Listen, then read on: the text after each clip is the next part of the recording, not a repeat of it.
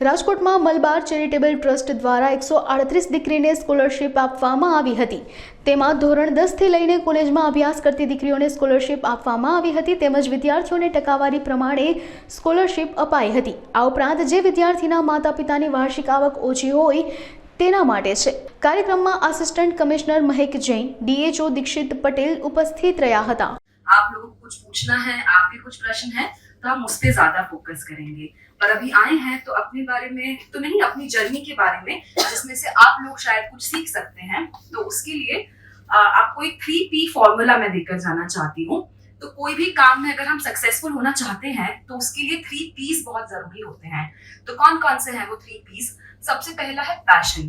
जो भी हम काम करना चाहते हैं उसके लिए हम पैशनेट होना चाहिए। जरूरी नहीं है कि हम डॉक्टर बने, इंजीनियर बने, टीचर बने, आर्टिस्ट बने, कोई सिंगर बने, कुछ भी बने, पर जब तक हमारे अंदर एक चाहत नहीं होगी कि हमें यही काम करना है, क्योंकि जब भी हम कुछ बड़ा करना चाहते हैं तो उसमें बहुत सारी कठिनाइयां आती हैं, मुश्किलें आती हैं। इतना आसान नहीं होता है ना। हम स्टार्ट तो बहुत सभी लोग करते हैं बट फिनिश नहीं कर पाते हैं। क्यों नहीं कर पाते हैं? क्योंकि पैशन की कमी होती है। पर जिस काम के लिए हमारे अंदर बहुत रुचि होती है, जो हमको करना ही करना है चाहे कुछ भी हो, उसके लिए हम लोग कड़ी मेहनत करने के लिए भी तैयार रहते हैं।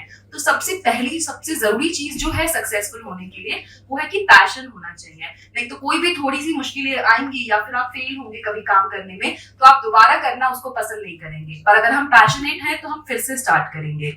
सेकेंड चीज जो होती है वो होती है परसिवेरेंस। परसिवेरेंस का मतलब पता है किसी को? यहाँ पे क्या होता है perseverance? Fall 7 times stand up 8। सुना है आपने कि अगर हम 7 बार गिर जाएं तब भी हमें 8वीं बार वापस खड़ा होना चाहिए, वापस तैयारी करनी चाहिए। उसी को कहते हैं परसिवेरेंस। कि जब हमने कोई काम किया है तो जब तक वो काम पूर्ण ना हो जाए तब तक हम उसके लिए सतत प्रयास करते रहेंगे, बार बार कोशिश करेंगे। चाहे कितनी भी मुश्किलें आए, हमारा एक बारी फेल हो, 2 बारी फेल हो, बट फिर भी करेंगे। जैसे मुझे हमेशा से बचपन से, जब मैं आपकी उम्र की थी उससे भी 1-2 साल पहले से मुझे पता था कि मुझे IAS ऑफिसर ही बनना है। तो पता होने से और सोचने से और मेहनत करने से हमेशा सपने पूरे नहीं हो जाते।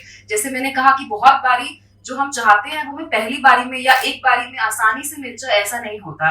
तो इस एग्जाम में IAS बनने के लिए 3 स्टेजेस होते हैं, प्रीलिम्स, मेंस और इंटरव्यू। तो जब मैंने पहली बार परीक्षा दी 2019 में तो मैं प्रीलिम्स में ही फेल हो गई थी, जो कि पहला स्टेज होता है एग्जाम का। फिर मैंने 2020 में दोबारा से परीक्षा दी, ये सोच के कि चलो एक बारी अपने आप को हम बेनिफिट ऑफ डाउट देते हैं ना कि चलो तैयारी अच्छी नहीं थी, अभी तो कॉलेज से जस्ट पास आउट ही हुए थे, उतने अच्छे से नहीं किया, एग्जाम मुश्किल आया था, ये हुआ था, वो हुआ था, फिर से ट्राई करेंगे। 2020 में मैंने जब दोबारा पेपर दिया तो मैं फिर से प्रीलिम्स में ही फेल हो गई। और जब तक आप एक स्टेज में पास नहीं होंगे तो दूसरी स्टेज में नहीं जा सकते। तो उस मेंटल स्टेट के साथ जब आप 2 बार पहले ही स्टेज में फेल हो जाते हैं तो आपको फिर भी मुश्किल लगती है ना कि क्यों, हम क्या पता हम बन पाएंगे नहीं बन पाएंगे, IAS के लिए बने हैं नहीं बने हैं, कभी भी एग्जाम क्लियर होगा या नहीं होगा।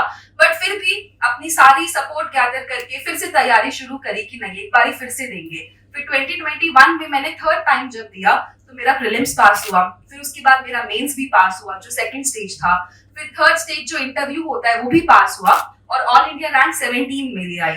तो इससे हमें क्या पता चलता है कि परसिवेरेंस, इसी को परसिवेरेंस कहते हैं। अगर मैंने पहली बार फेल होकर छोड़ दिया होता कि ये एग्जाम में तो मैं फेल हो गई, ये मेरे लिए नहीं बना है या मैं इसके लिए नहीं बनी हूँ, तो फिर हम अपने लक्ष्य तक शायद नहीं पहुंच पाते। तीसरी चीज जो होती है, 3rd P जो है हमारा, वो है प्रिपरेशन।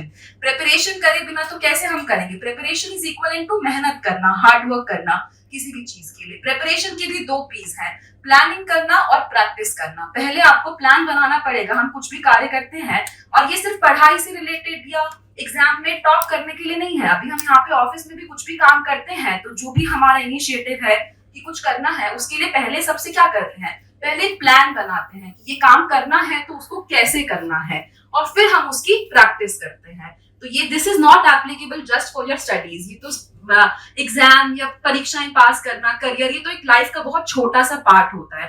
बट बाकी जो लाइफ के और भी एस्पेक्ट्स है सभी में आपको ये 3 P's काम आएंगे। इसके अलावा बस एक चीज आपसे कहना चाहूंगी, अगर आप आए हैं और हमको बात करने का एक मौका मिला है तो एक चीज जो मैं आप सभी से चाहती हूँ, इर्रिस्पेक्टिव ऑफ कौन सी फील्ड में जाते हैं, डॉक्टर बनते हैं, इंजीनियर बनते हैं, कुछ भी बनते हैं या कुछ नहीं भी बनते हैं, वो भी आजकल एक चॉइस है, आपकी मर्जी है आप क्या करना चाहते हैं। बट आप कुछ भी करें जीवन में, न्यूज़पेपर एक ऐसी चीज है, छापा, वांचना, इज कंपलसरी। आप कुछ भी करें, आप टीचर हैं, आप डॉक्टर हैं, आप ब्यूटिशियन हैं, आज फैशन डिजाइनर हैं, आप जिस भी फील्ड में हैं, उस फील्ड में दुनिया में क्या हो रहा है वो हमेशा हमें खबर होनी चाहिए। तो उसके लिए irrespective of your career, irrespective of your chosen field, आपको न्यूज़पेपर जरूर पढ़ना है। तो अगर एक कोई एक्शनेबल इनपुट, अगर हम आज मिले हैं, आप सभी लोग अभी स्कूल में हैं, पढ़ाई कर रहे हैं, हमारी इस मीटिंग से कोई एक चीज आपका टेक अवे जो होता है ना कि हमने किसी से मिला तो हम अब इसके बारे में घर जाके क्या करेंगे, तो घर जाके हमको सिर्फ एक काम करना है कि हमको डेली न्यूज़पेपर पढ़ना है। अभी मुझे तो इतना ही कहना है आपसे, आप लोगों को क्या कहना है मुझसे वो मुझे सुनना है। મારું નામ વિજય બુલચંદાની, હું રાજકોટ માલાબાર ગોલ્ડ એન્ડ ડાયમંડ્સનો શોરૂમ મેનેજર છું. આજે આપણે 138 બાળાઓને સ્કોલરશિપ આપીએ છીએ જે 10th ના આગળ ભણવા માગતી હોય અને 12th પછી હાયર સેકન્ડરી પછી કોલેજ આગળ ફર્ધર એજ્યુકેશન માટેની સ્કોલરશિપ આપે. ટોટલ 138 બાળાઓ છે અને 11,54,000 જેવું આપણે એમને ફર્ધર એજ્યુકેશન માટે આપણે એમને હેલ્પ થઈ શકે એના માટે આપણે એમને સ્કોલરશિપ આપીએ છીએ. આપણે રાજકોટ, જેતપુર, જુનાગઢ અલગ અલગ સિટીમાંથી આવે છે અને ટોટલ 26 જેવી સ્કૂલ છે જેમાં આપણે સ્કોલરશિપ આપીએ છીએ.